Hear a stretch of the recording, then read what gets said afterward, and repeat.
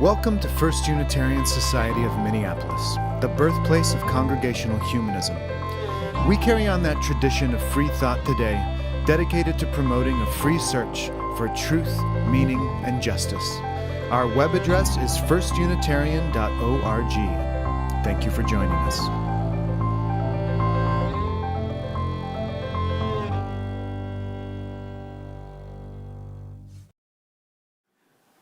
Hello. Good morning, everyone. I think most of you know me. For those of you who don't, my name is Amos Lucidi, and I am the staff pianist here. I normally accompany the chalice choir, and sometimes, as today, I perform some solo pieces. Thank you. This Sunday, I'm actually going to try something a little bit new, and I know that doing that here is probably the best place to do it because you're always so appreciative of music and so welcoming of trying some new things. So I've been preparing the work by Gershwin, Rhapsody in Blue. I'm going to perform this work with an orchestra, and this is sort of an invitation. I'm going to be performing the work on March 15th, it's a Sunday, at 3 p.m. in St. Mark's Lutheran Church, which is a church right off Highway 36 in North St. Paul. But if you want more details about it, feel free to reach out to me after. I'll make sure for those of you who are interested to get the information to you. And the concert will be free as well. It's with community orchestra. Always welcome, right? It's with a community orchestra called East Metro Symphony Orchestra. And as part of that preparation, I thought, why not perform? I want to say a couple of things about the composition of this piece. When it was premiered, Gershwin had to write it in a very short amount of time. And the instrumentation was sort of like a big band instrumentation plus piano. And so what he did was, he was very thorough with what he wrote for the big band, but all the parts for piano, he basically improvised them on that first night. He later then, sat down and wrote more or less what he had improvised, we think. And anyway, the piece has its final shape a couple of years later after that. But since he was improvising, what he did was he had some bits of the band and then piano solo, a lot of piano solo. Then another little bit of the band and then a lot of piano solo. So what I'm going to do is actually I'm going to be performing 3 parts which are just piano solo. The only thing is that maybe the beginning or the ending will sound like leaving you a little bit on a cliffhanger, wanting for more. And that's your opportunity to come to my concert on March 15th. I hope you enjoy all 3 parts of Rhapsody in Blue.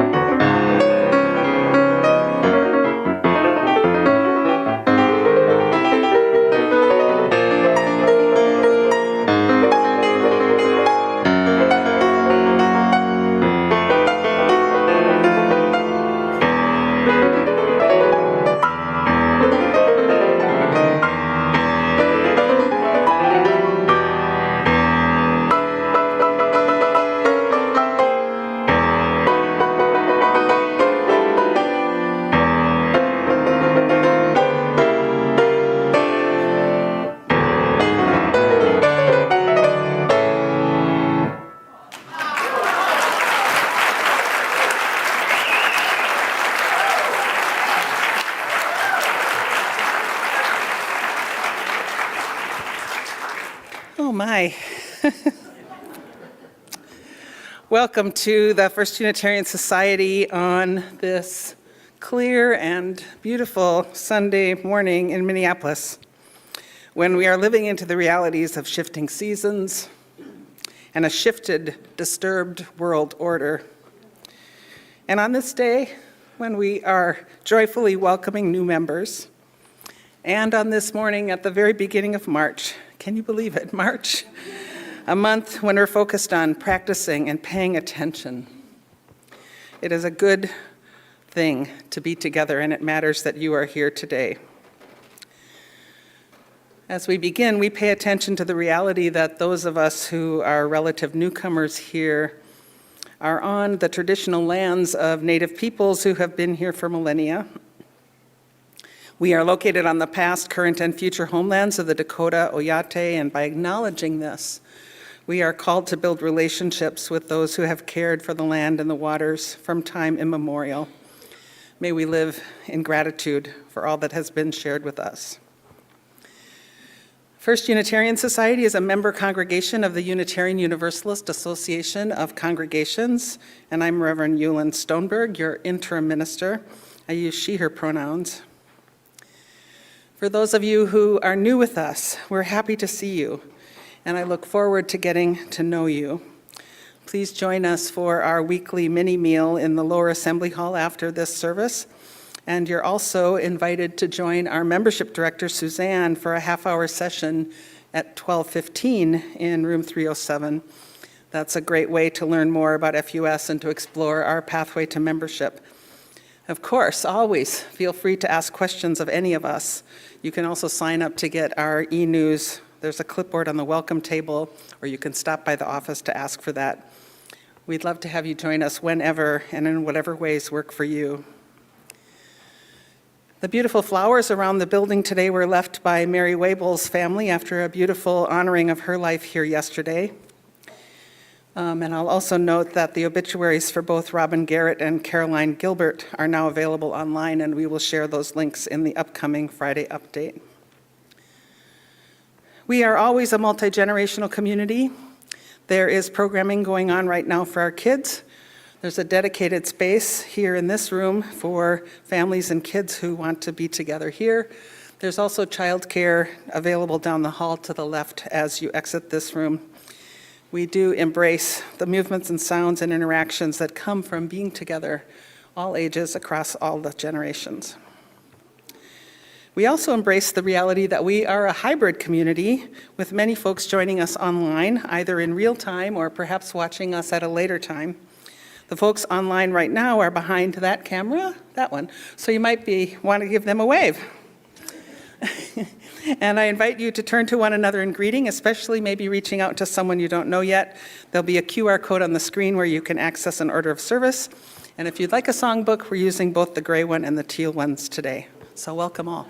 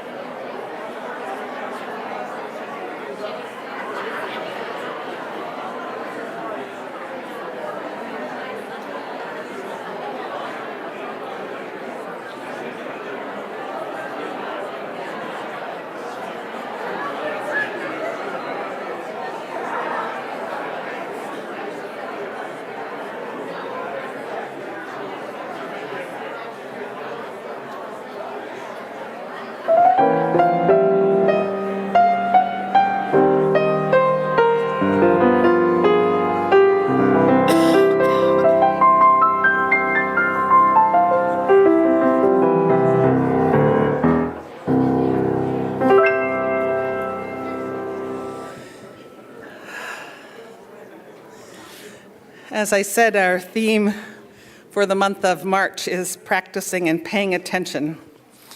I don't know about you, but I kind of need this right now. My ability to focus My attention span has really been challenged in recent months. And opening words every week are a way to focus our attention, as Samantha Lynn Wilson writes. A call to assembly is secretly a call to focus our attention. And choosing to focus our attention is countercultural. Daily, we are called to attend at the altar of many devices and surveillance systems we let take the lead over our every waking moment. We're called by headlines set purely on our activation and by tools that gamify our every human connection. Instead, here, we practice being called to bring our attention to the altar of unpredictable human relatedness. We're called by our ancestors, by this wood, by this room's particular light, this chalice's particular fire, and by our children. We're called to focus all our attention on a foolhardy and open-hearted commitment to share a future together we cannot cancel nor control. In the words of the poet-farmer Wendell Berry, we are called here to do something today that does not compute.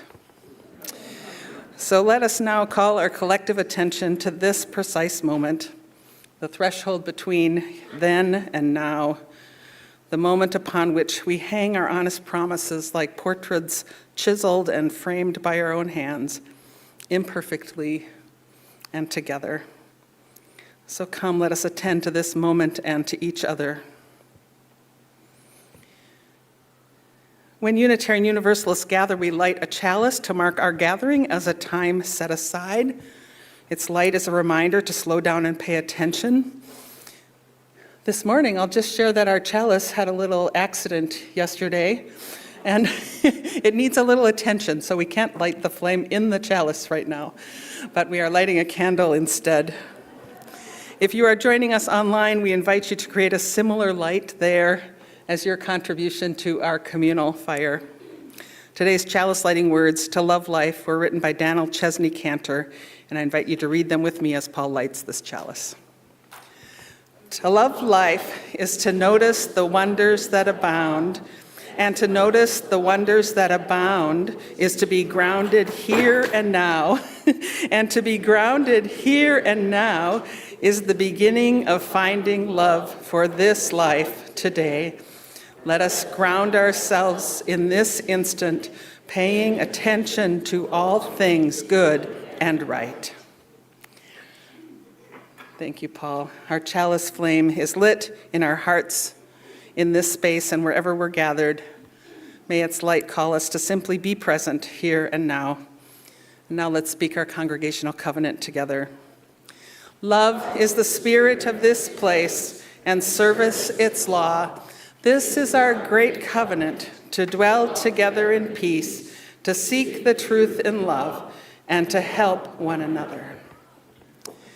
So I hope you're all ready to sing. This is one of my favorites.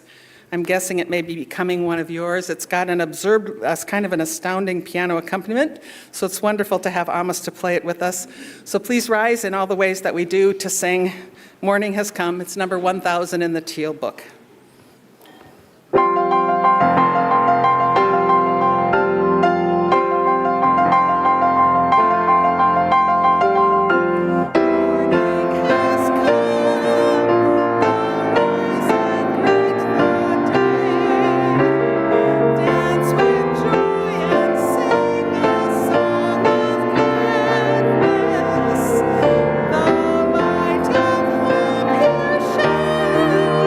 Time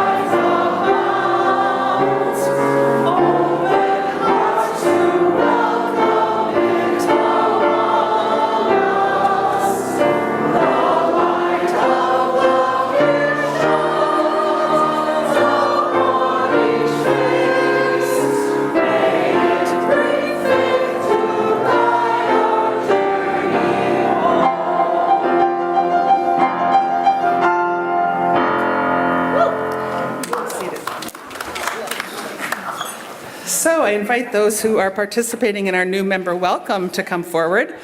There are 8 folks joining us today, so please come forward.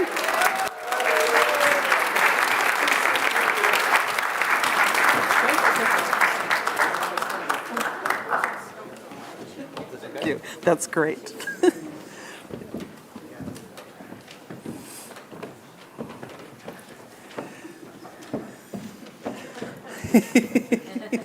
Yay. So, with us today, and maybe you could just raise your hands and give a little wave so folks can see who you are as I read your names.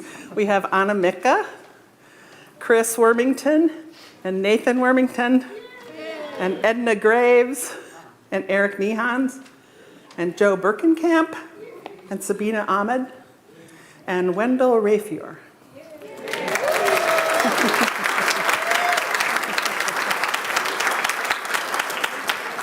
So today we welcome these new members to the First Unitarian Society of Minneapolis, where human beings have gathered for about 140 years, seeking a higher purpose and deeper life than they could find alone. We are grateful for each one of you that you found your way here and that you've decided to make a commitment to this community. And we hope that as members of this congregation, you can allow yourselves to know and be known, to minister to and be ministered unto, and to love and to be loved by this community. These wise words of the late Reverend Hope Johnson speak to who we are. We are one, a diverse group of proudly kindred spirits, here not by coincidence, but because we choose to journey together. We are active and proactive, we care deeply, and we live our love as best we can. We gather because we choose to journey together. Heather. As FUS Board Chair, I can speak for all of us in joyfully welcoming you into our congregation. We gratefully acknowledge your choice to join us. May you find among us fellowship and help in time of need. We pledge our support and our encouragement as you join us in our search for truth and meaning and our striving toward justice. Come to this congregation aware of the privileges and responsibilities of membership. We bring our talents and our enthusiasm, our shortcomings and our doubts, our gifts and our hopes.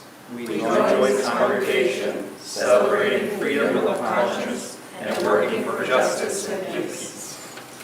We rejoice in the promise of new connections. May those who share this journey with us always find a loving community here. Into this community, these new members are now enfolded. May this congregation nurture and challenge them, offering comfort and guidance, and calling forth the best within them. May they in turn bring energy, vision, and laughter, that they may become ever more fully the community it strives to be. So now let's all join together in reading the shared aspirations of First Unitarian Society of Minneapolis, aspirations that we now share with these new members. We aspire to live joyfully and ethically in loving, reverent relationship with humanity and nature. Pursue wisdom through reason, science, and art, and the stories of civilizations. Make the change we need for a more just, compassionate, and peaceful world, to support one another's journey toward meaning and connection in the here and now. And we're going to take an opportunity to just take a photo of these folks. But as we prepare for that, please join me in warmly welcoming our new members.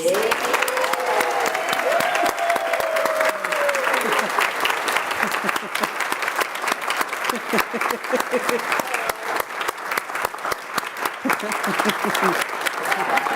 you.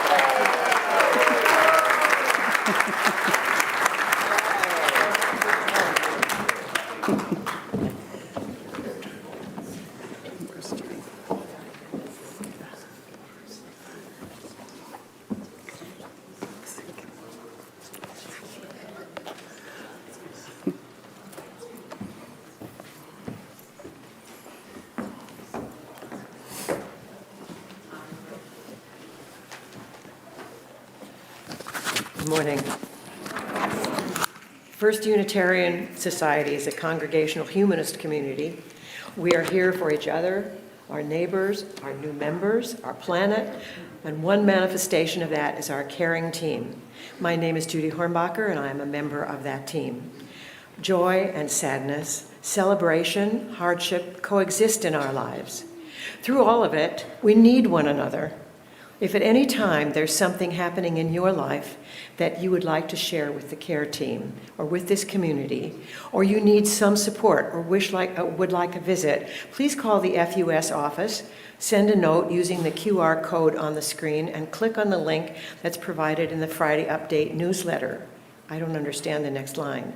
Note that we are sunsetting the joys and concerns of the email address.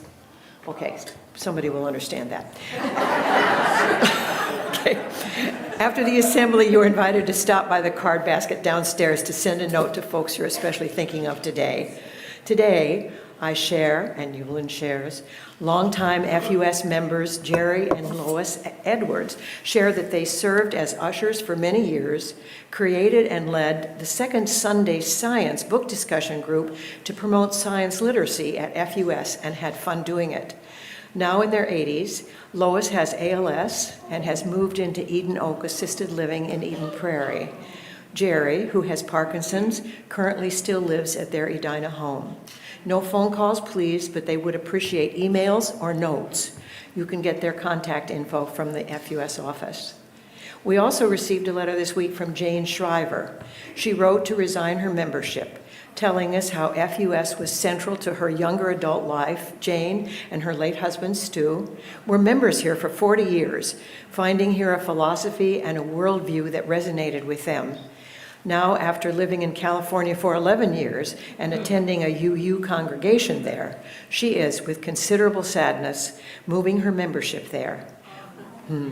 Jane sends FUS her wishes for a successful ministerial search and for our continued strong and solid humanist voice for reason, justice, and love in the Twin Cities. Stephen Blaha, I hope I am saying that correctly, shares that he is deeply saddened and angered about the new law in Kansas that unconstitutionally strips trans people of their basic rights. His heart goes out to the transgender community in Kansas and around the world as governments continue to try and erase them from public life in what can only be described as genocide. May we all attend to these human rights abuses and create a better world for trans people and their families everywhere. We must also name today another escalation in aggression and violence brought on in our names by our government, this time against Iran. May we somehow find our way to a peaceful resolution with a minimum degree of harm and casualties. May the people of Iran know freedom. I invite you now to speak into this space the names of those places and peoples that you are holding in your heart.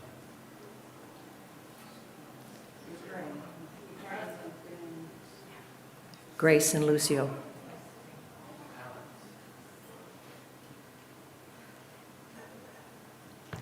Let us take some quiet time now to breathe, to connect with our shared humanity, to feel the solid earth beneath us, and to remember that we are not alone. In the silence, you're invited to reflect on all the joys, losses, griefs, and milestones that you hold in your hearts. May all those we love and all beings everywhere be at peace.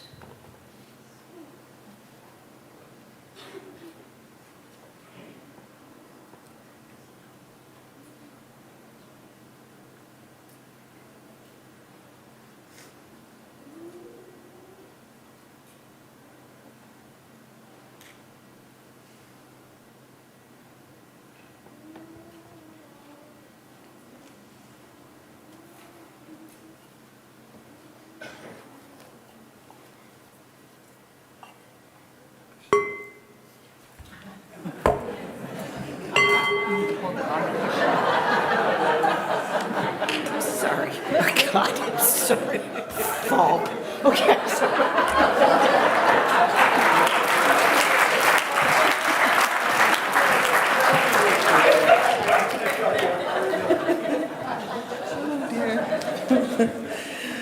Thank you, Judy. I couldn't resist including this song in today's assemblies. Its words are just too good. So please rise in body and or spirit to sing number 94, What Is This Life? Since it may be unfamiliar to you, let's hear Amos play it through once.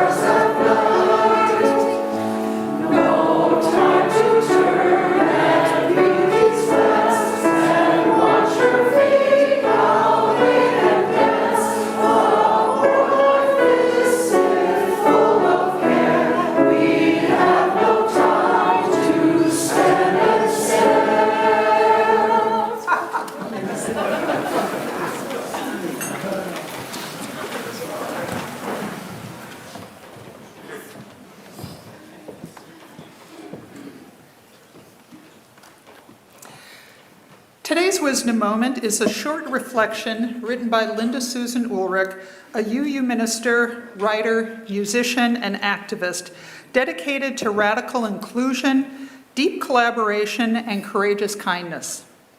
Linda Susan has served congregations in Connecticut, Michigan, and Minnesota. They are a certified spiritual director and identify as a gender dynamic bisexual person of color. In this reflection, they speak of watching for the ice to go out and begin with a quote from Harvey Cox. "We can believe something to be true without it making much difference to us, but we place our faith only in something that is vital for the way we live." Last spring, whenever I drove home from work, I'd keep an eye out for the being I came to call my bird friend. The lake I pass daily has part of a submerged tree, barely sticks out of the water, visible for a few seconds during a break in the shrubs and trees. And almost every day, I'd see a heron hanging out on this piece of wood, folded in on itself like an origami puzzle. Nature's persistence in the midst of the city always makes me feel more connected to the world beyond my skin. As spring turned to summer and summer turned to fall, I didn't always see the bird. At some point, I realized it must have headed south for the winter. Yet I kept looking. For those few moments, edging around the curve with a clear view, I'd search for my bird friend. Even after the weather turned cold, even after the lake was topped with ice, even after my logical brain knew for sure I wouldn't see it, I kept searching as an act of faith. Then one late winter day, I came around the corner and saw birds on the lake. But they were a pair of swans far in the distance. A few days later, more birds appeared. Alas, this time it was a family of geese sitting atop a frozen sheet of ice where the edge met open water. I have no idea whether my bird friend will be back.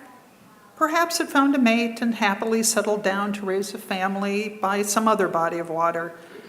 Perhaps something happened to it during migration. Perhaps another bird has taken over the territory. In the midst of all of these uncertainties, I keep searching for my bird friend, my kin, knowing we belong to each other and to this beautiful world.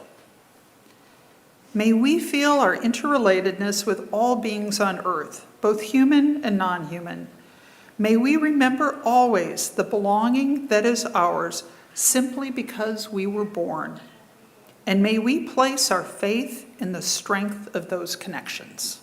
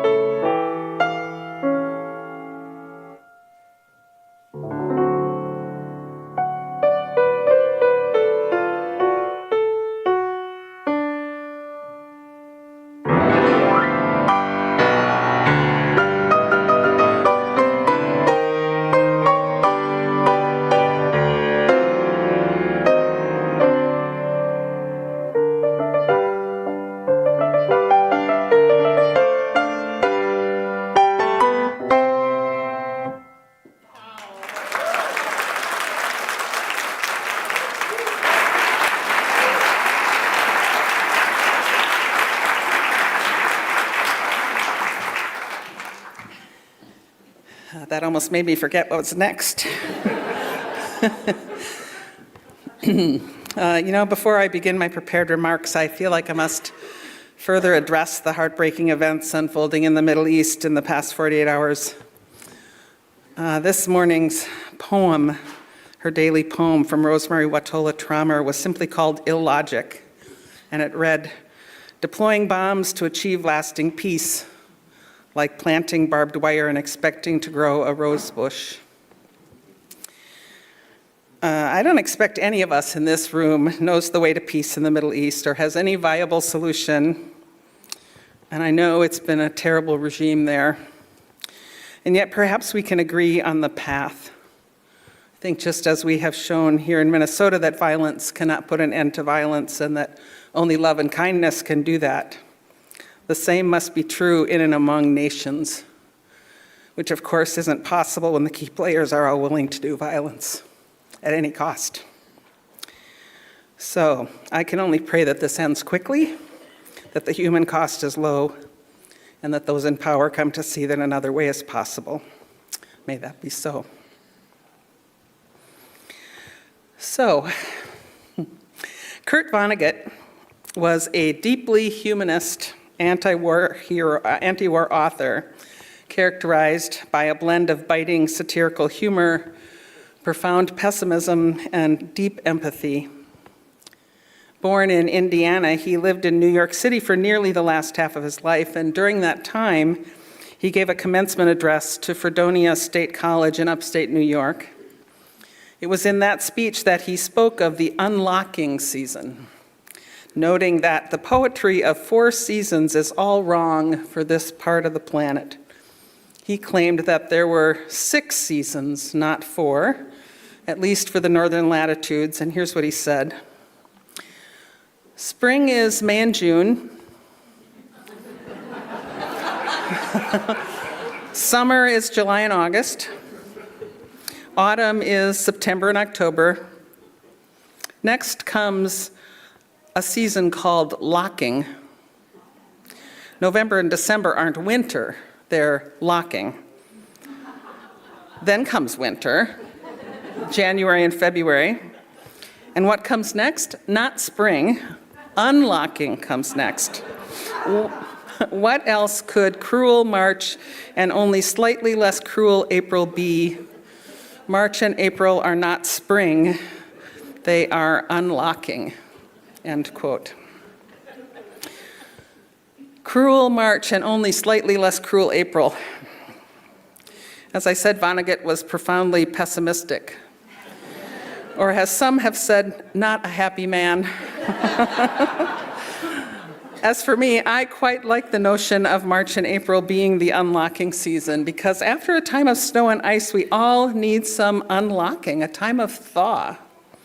And seeing it this way offers the possibility of transition and maybe even transformation. One can only hope. Yet, this unlocking season is also a precarious time. Just on Friday morning's ride to FUS, although it was a beautiful spring-like day, I had to be pretty vigilant about the state of the bike path. Was it just water, or was it still frozen underneath? Was that frost, or just a patch of sunlight? Could I trust the melting? I proceeded with caution, more slowly than I might have liked. And so it is with our spirits. At least with my spirit.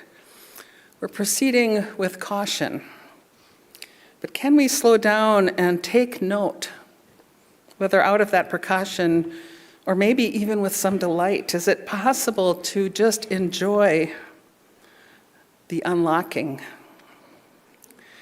It's what I loved about the reflections Shelley read. I can imagine Linda Susan, driving around a curve and slowing down for just those few seconds to see if the ice had melted. Because if the ice had melted, well, then their bird friend might reappear, and they could once again feel a sense of deep connection and belonging, but it still wasn't sure that was going to happen. For what it is I hope, or I know what it is that I hope or I long to see, just for the ice to melt, for what has been locked up and for what has been locked up to actually be unlocked. Our theme for the month of March is paying attention. And isn't it rather comforting, or at least permission-giving, to let go of needing spring to be here, and rather taking the time to notice and to pay attention to the unlocking? Of course, there are, all around us, actual signs of a great unlocking. I mean, after a time of hibernating, nature is beginning to stretch and yawn. You know, it's kind of rubbing its eyes as it wakes up from winter. The sun is rising earlier and setting later. The temperatures are beginning to moderate. It's coming on time to start seeds, or at least to plan for the garden. I feel less of an inborn urge to hunker down and find myself a little more interested in heading out to concerts, to gatherings, to walks. There is an unlocking going on, and yet it comes in fits and starts, which I guess is what unlocking is. There's some melting and then some freezing and some spring-like warmth and then some deep cold. It's not here yet, but we hope it's coming. So could we simply pay attention now to this season as it is? I am always astounded that what I experience and or read in the days leading up to each Sunday somehow provides some helpful bit of wisdom or understanding. Something floats into my awareness or tickles my creativity. You might think of this as a muse, but I tend to think about it as paying some kind of subconscious attention, because my thoughts are all kind of tuned to the Sunday topic and what I might say. That attention means that I notice things I wouldn't have otherwise made note of. Like this week, just yesterday, during my morning ritual of listening to podcasts, I tuned into Radiolab, which I love. Lo and behold, there was my aha.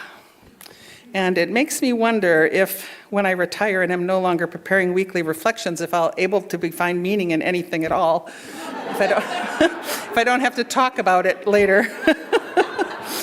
Well, this particular episode was a rerun. I'd heard it before, but I heard it in a different way, simply because of today's topic, the unlocking season.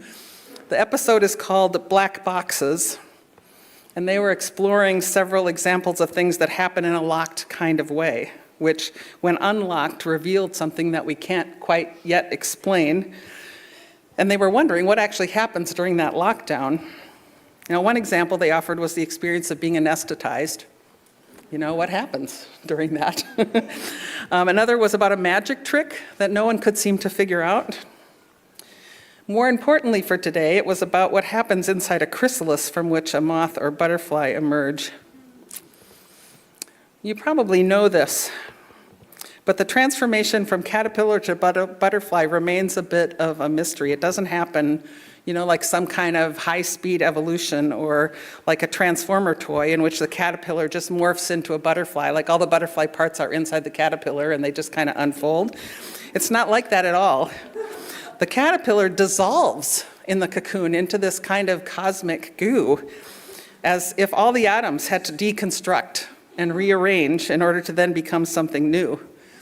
It's a mystery that becomes even more mystifying through studies that have found that even in all that kind of deconstruction, the goo retains a kind of memory from when it was a caterpillar. You'd have to listen to understand that at all. It's a good listen. I won't go further with that. But we could apply this analogy to this season for sure, in the sense that at this time of year is messy and muddy. Things are beginning to awaken underground. We can't see them. And each day is a new and pretty unpredictable weather adventure. But I'm more interested in how we can apply this analogy of unlocking to our personal journeys of transformation and really to societal and social change in general. You know, if we expect spring to happen in March, at least for it to match that classic picture of glorious, fresh and green budding, if we expect that at this latitude, we are going to be sorely disappointed. But if we expect March and April to be a time of unlocking, a time of transition before that truly different season of spring arrives, well, then perhaps we can relax into gleaning the lessons that come from all the messiness. The world is a messy place right now. We'd like, I'm sure, for our world to be more predictable, for our bird friend to show up in the same place in the same way every day as a harbinger of that all is well with life. We'd love to be able to trust that the wings of the world are spreading forth into freedom and justice, democracy. But it doesn't always work that way. Things change, relationships wane and wax, administrations turn over, agendas shift. Those with power act immorally, regimes topple, the earth just moves beneath our feet. I'm not suggesting that we just watch it and let it happen. I really believe that each of us has a role in exerting pressure where we can and putting our values forth into the world and making a difference through the choices we make.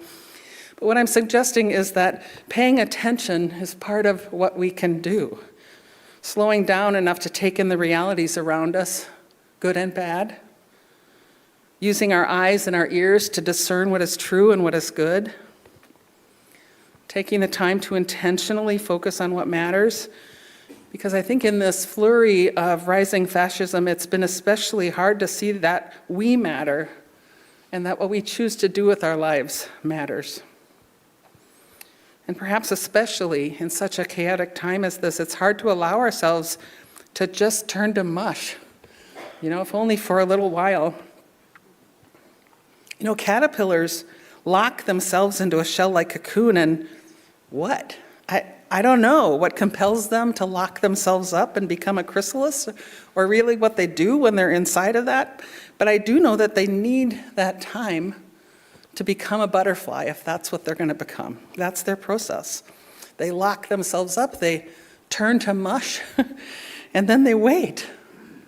And eventually they emerge, all in just like 10 to 14 days. Unlike caterpillars, our future is not so certain. Nor do I think most of us are that patient, to give ourselves the time to catch our breath, time to heal, to release anxiety, to rearrange our primary natures, and the time to pay attention to what has happened, to decide what to do or what to become next. Yet we need to take that time because we do have some control over what happens inside our own small chrysalis, which then influences what happens in the wider world. We have just witnessed a lot of locking going on in our cities. There's been the actual winter, of course, with its cold and snow, and then there's been the presence of a much more abusive kind of ice. There have been lockdowns in our schools and neighbors locked down in their houses and innocent people locked up in detention, locked away from their loved ones. It's not over yet. And it's not yet clear if or how much this human iteration of ice is going to release its grip. But I think we can hope that because of our efforts, because of our resistance, that a Minnesota spring is coming. Not of its own accord, but because we're paying attention. And more so, we can hope for a Minnesota spring because of what we learned while we were paying attention. We learned to show up for one another, We learned that singing helps our spirit and unfreezes animosities. We learned that we have to keep our eye on those who are in power and to hold them accountable. We learned that we can reorganize ourselves into pods of care and action. And we learned that our values of love and kindness are the strongest kind of resistance. March doesn't have to be seen as cruel, but rather as a messy and necessary part of change, and we are in a kind of cosmic zoo that will surely birth something new, which might not be the bird friend we expected, but a new kind of way of being together in community and in relationship. And in this time, we can pay attention and watch for what might be unlocking to see where there might be the possibility of the transformations of which we dream. Paying attention, while not one of Vonnegut's seasons, I think is an important practice for all the seasons of our lives. As Thoreau suggested, live in each season as it passes. Breathe the air, drink the drink, taste the fruit, and resign yourself to the influences of each. We are in an unlocking season. May it be so. And let's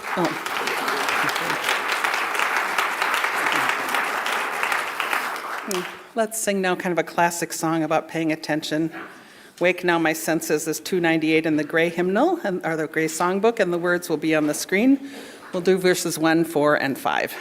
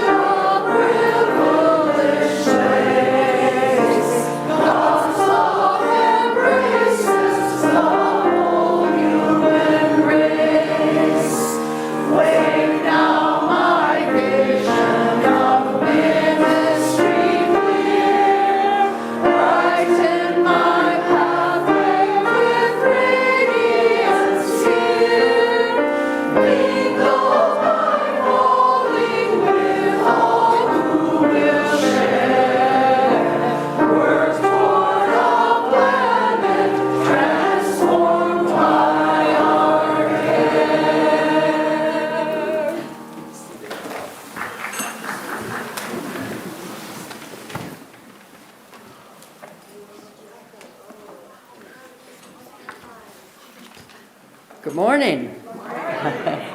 My name is Catherine Jordan. My pronouns are she, her. I arrived at FUS in 1954. That's 72 years ago, and I want to especially thank the new members for coming in. And there's evidence here that we can stay a long time. Among the many classes, projects, programs, task force, boards, and committees I've participated in, I want to highlight two recent groups that demonstrate how my values are expressed through my involvement with this congregation. As a creative person and a dedicated environmental advocate, I've been involved in our Earth Day programs for the last few years. This year, I joined the FUS Arts Committee, a group that curates, installs, showcases the work of Minnesota artists, our visual artists, in our gallery space right outside the doors here. We rotate exhibits every 6 weeks with a talk by the artists or their friends during the show. Today's talk about Georgina Frankel's incredible bird work will be at 12:15 in the lobby, and then we'll find a space where we can talk more quietly. In April, we'll be hosting a collaborative Earth Day collage project organized by our art committee member and visual artist, Jim Dryden. We invite all FUS children and adults to create images, poems, or stories about the earth, air, fire, and water on paper. Jim will organize the collage on a grid in the gallery wall in April for the April installation. To facilitate this creative experience, we'll set up art-making tables in the lower auditorium during the mini-meals for the 4 Sundays in March. And we'll provide you with the paper and art supplies to make your creations. You can also take your paper home and do your creation with your own art supplies. If you look at the Friday newsletter, starting next week, we'll have details. Now if I have that lovely slide, oh, there it is already. The Climate Action Team is planning a short reprise of last year's Council of All Beings to give an update on the state of our environment and actions we can take to mitigate the climate change. We're calling all bees and flowers and axolotls to join in a procession on Easter Sunday, April 5th, to honor Earth Day. And if you want to see me, or if Zola is here, she will help you sign up. The First Unitarian Society is a free, independent, and self-governing humanist community. We are the proud birthplace of congregational humanism. Our mission is to foster a free search for knowledge and meaning, to strive for justice, and to serve one another, the Twin Cities and beyond. Your financial support means that we can do the work toward this mission together, and it is a really important element in turning our shared vision into reality. There are many ways to give. You can use the QR code on the screen, which will take you to our online giving form where you can designate how you'd like your donation used. You can put cash or checks into the basket, or you can always stop by the office or mail in your donation. As the baskets are passed, you're invited to give generously and joyfully as you are willing and able. Thank you.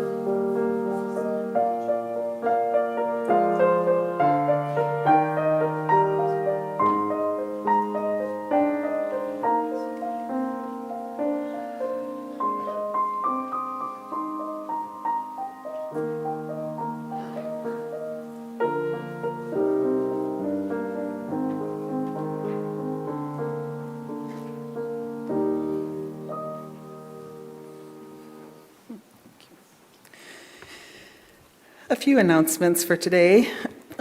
This year we've been highlighting one of our social justice teams each month. Continuing through March, we are continuing to highlight our intermediate response team, really to lift up the many possibilities to engage and contribute and can keep working at this time in our city and our country. And today after mini meal, we are starting to pack some grocery boxes to support the families at Anderson School. And if you can help, come up to the Dietrich Room at 12:15. We also need some volunteers for this Thursday, March 5th, to complete the packing and to get the boxes to Anderson School. And Anna Mika, who is one of our new members, will be in the foyer after the assembly with a volunteer sign up for Thursday if you're able to come help. And next Sunday, we're holding an info session about the immediate response team to talk about its mandate, its possible projects, and how you can get involved. And if you'd like to attend that, all are welcome. That will also be at 12:15 in the Dietrich Room. This afternoon at 2 p.m., Orem at Synagogue and FUS are partnering again this year to celebrate the Jewish holiday of Purim in humanist style. This is an all-ages carnival, complete with Purim-themed activities and games and treats, and will be held in the lower assembly hall. It's free, but bring cash to buy tickets for special activities like the cakewalk and the bouncy house. That's at 2 p.m. today. Then on Wednesday at 5:45, come check out the Connection Circles. It's a time for soup and great conversation, which is followed by a program. This week, we begin a 3-part series on humanism as a life stance, and that will happen 3 Wednesdays every other week. So this Wednesday, then the 18th, and then March 1st, or April 1st. So that's at 5:45 on Wednesday, and the program is at 7, and you can come for both or either. There's more information about that in the Friday update. We have an OWL, or Our Whole Lives Facilitator training, scheduled for March 13th to 15th. Right now, we don't have enough people signed up to run it. So if you're thinking about it, please get signed up so we can decide whether we can go ahead with that. Again, there's more information in the Friday update. or you can see Zola after the assembly. Okay, now there's another QR code coming to the screen. If you want, just click on it so that you have this link open in your browser for later. Our annual fund campaign ran through the month of February, and tomorrow, March 2nd, is the date requested for your pledge to be returned. As of Friday afternoon, only about half of the expected pledges had been received. And I was one of those who, after I saw that on Friday, got mine done. So maybe that's something for you to pay attention to now that the deadline is so near. Of course, we accept pledges anytime during the year, but good numbers really help us in preparing our budget for the coming year. And that budget planning process has already begun. We're really hoping to offer our staff at least cost of living increases while also trying to address rising costs everywhere. So know that we love it when you increase your pledge. But even if your pledge is staying the same, it's really helpful if you return the pledge form. And we do thank you all. You can thank each other too for your generosity and ongoing support. So now after the assembly, for those here in person, I hope that you'll stick around for our weekly mini meal, which today features cheesy hash brown and egg frittata, zucchini provencal, bow tie pasta and basil pesto salad, and warm croissants.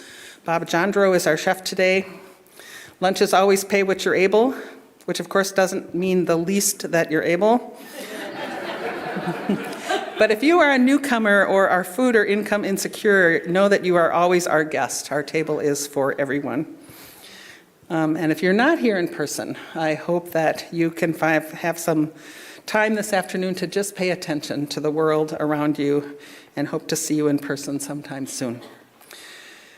So now take all these things into your hearts. Take a moment to soak in all that we've shared today, and just hold one another and our world in love as Amos plays for us once more.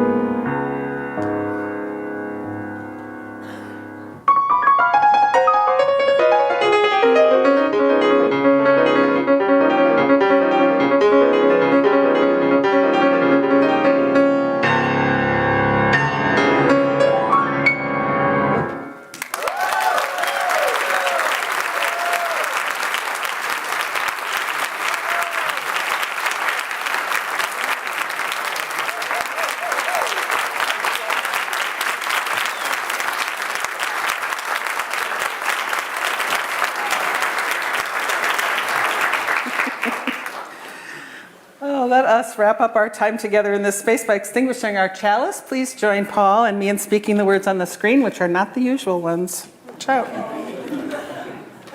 We extinguish this flame, but not our focus. We quench this candle, but not our quests. To observe this splendid world, to witness each other, these we continue all the moments of our lives. And I offer you these words of Scott Taylor to carry with you as you go out into the world. The work ahead demands much, and so vigilance is a must. But don't forget to pause, friends, for it is from grounded hearts and inner stillness that the vision to see clearly and the strength to repair the world arise. So go now, knowing that you journey with loving companions and carry with you the peace and the strength and the compassion found in this beautiful community. May it always be so.